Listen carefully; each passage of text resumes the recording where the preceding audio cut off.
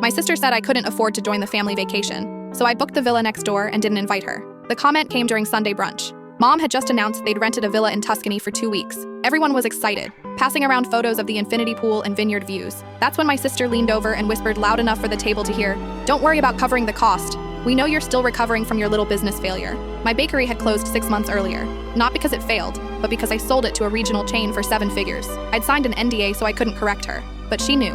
I told her the day the contracts were finalized. She just enjoyed the narrative better where I was struggling. For years, she'd positioned herself as the successful one. She married Dominic, a hedge fund manager who talked about his portfolio at every gathering. They lived in a McMansion with a 3-car garage. Meanwhile, I'd been waking up at 3 a.m. to bake sourdough and working 18-hour days in a kitchen that smelled like yeast and butter. So when she announced I probably couldn't swing the $3,200 per person for Tuscany, everyone nodded sympathetically. Dad offered to cover half my share. Mom suggested I could join for just 1 week to save money. I smiled and said, "You're right, I'll sit this one out." That afternoon, I called the property management company. The villa next to theirs was available.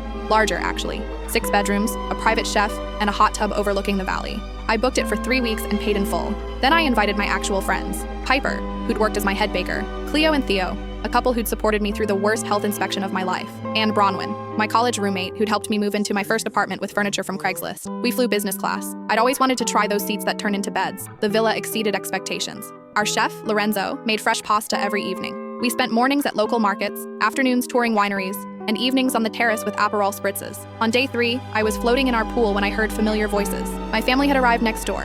I could see my sister through the olive trees, already complaining about something. That evening, we hosted a dinner party. Lorenzo had prepared a 7-course meal. We'd invited locals we'd met at the market. Laughter echoed across the valley. I saw my sister appear on her balcony, phone in hand. She froze when she spotted me. The next morning, Mom called. "You're here? In Tuscany?" "Next door, actually," I said. Silence. Then, "She said you couldn't afford to come." "I couldn't afford to spend 2 weeks listening to Dominic's stock tips," I clarified. My sister showed up an hour later, furious. "You're embarrassing me. Everyone's asking why you're staying separately. Tell them I couldn't afford your villa," I suggested. "Technically true." She turned red. "This is pathetic. You're throwing money around just to prove something." "I'm not proving anything," I said. "I'm on vacation with people I actually like." She tried a different approach. "Mom's feelings are hurt. We're supposed to be together as a family." "You mean the family that watches you humiliate me every Sunday and says nothing?" She had no response. For the next week, my group explored hidden villages and took cooking classes. We laughed until our stomachs hurt. Meanwhile, next door, I could hear my sister snapping at Dominic and Mom mediating arguments. On our last day, my family came over to say goodbye. Dad pulled me aside. "I'm sorry," he said quietly. "I should have said something sooner." "Why didn't you?" I asked. He looked tired. I kept hoping she'd grow out of it. She was 34. Mom hugged me at the gate. "Next time, can we stay at your villa?" My sister didn't say goodbye. She just stood there, arms crossed, as we loaded our bags. 3 months later, she unfriended me on social media. I didn't notice for 2 weeks.